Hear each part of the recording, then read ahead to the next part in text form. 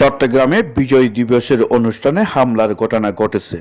এতে বিএনপির 20 থেকে 25 জন নেতাকর্মী আহত হয়েছে। একজনের অবস্থা গুরুতর বলে জানান নেতাকর্মীরা। ভুক্তভোগী বিএনপির নেতাকর্মীরা বলেন, রুকন বাহিনী নামে পরিচিত, ওনার নেতৃত্বে আমাদের জাহিদুল হাসান মুরসালিন এপিএস স্বঘোষিত এপিএস মঞ্জুর নেতৃত্বে আমাদের খাওয়া দাওয়ার উপর এখানে হামলা করা হয়েছে, খাওয়া দাওয়া লুট করা হয়েছে। এর পরবর্তীতে আমার বাসায় গিয়ে হামলা বাংশুর ঘরের মধ্যে টাকা স্বর্ণলঙ্কা লুট করেছে। হ্যাঁ, আর আমাদের বর্তমানে এখনো মেডিকেলে 4 জন আহত আছে, বিশেষ করে তারেক অবস্থা খুব সংকটাপন্ন, ওখানে এখন আইসিইউতে আছে। আর বাইটির বীজ হাসপাতাল থেকে 3-4 জন এখনও আছে, আর প্রায় 20-25 জন আহত অবস্থায় বিভিন্ন হাসপাতালে ট্রিটমেন্ট নিয়ে এখন বাসায় চিকিৎসাধীন আছে। এগুলি চিহ্নিত সন্ত্রাসী ভিডিও ফুটেজ আছে, সরাসরি রাস্তায় গুলি চালিয়ে আমার বাসায় হামলা করা হয়েছে। এখনও ভিডিও ফুটেজগুলি আছে। আমি দেখবো প্রশাসনের কাছে অনুরোধ থাকবে এই চিহ্নিত সন্ত্রাসীদেরকে দ্রুত আইনের আওতায় আনার জন্য। ওই র্যালি করে এসে আমরা ফৌজদার স্কুল মাঠে আমরা পুষ্পস্তবক অর্পণ করি।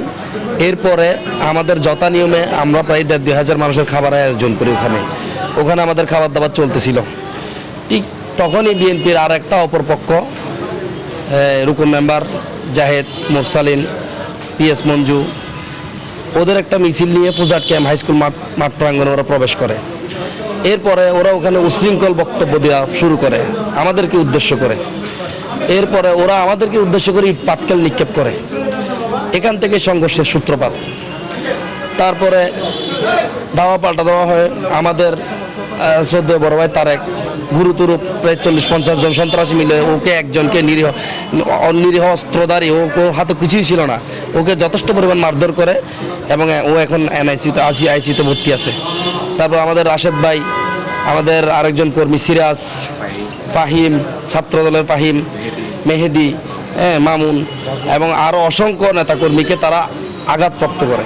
সন্ত্রাসী বাহিনী অস্ত্রশস্ত্র সহ এসে আমার বন্ধু, এরপরে ও জাতীয় স্বেচ্ছাসেবক দলের সাবেক সাংগঠনিক সম্পাদক, ওকে নির্মমভাবে কোপাকুপি করে।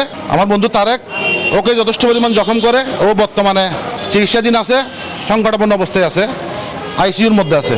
এখন পরবর্তীতে ওরা গিয়ে আমাদের ইউনিয়ন বিএনপির সভাপতি জনাব মোহাম্মদ মহিউদ্দিন ভাইয়ের বাড়িঘর গামজুর করে লুটপাট করে।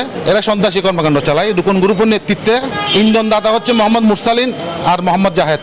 ওদের ইন্ধনে রুকন গ্রুপ সন্ত্রাসী গ্রুপ নিয়ে তাণ্ডব চালায়। প্রশাসন আর আমাদের সীতাকুণ্ডা গণমানুষের নেতা জনাব লাইন আসলাম চৌধুরী এফসি মহোদয়ের কাছে আমরা সুষ্ঠু বিচার চাই।